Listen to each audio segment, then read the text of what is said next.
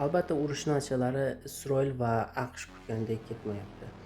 Lekin mintaqada bu urushning davom etishini kutayotganlar, ya'ni istayotganlar ham bor. Bular Saudiya Arabistoni va Birlashgan Arab Amirliklari davlatlarining. Ularning asosiy maqsadi shundaki, urushdan keyin mintaqa taqdiri tubdan boshqacha bo'lishini, yoki yangicha tartib shakllanishini xohlashmoqda. Lekin Eron hukumati shuni ma'lum qildiki, agar AQSh hukumati suv yoki yer orqali hujum qiladigan bo'lsa, bunda Birlashgan Arab Amirliklari davlatlari ham katta talafot ko'rishini ma'lum qildi.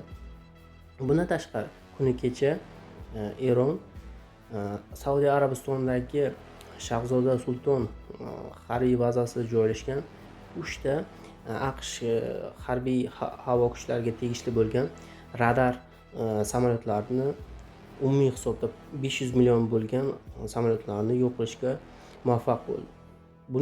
Bundan tashqari,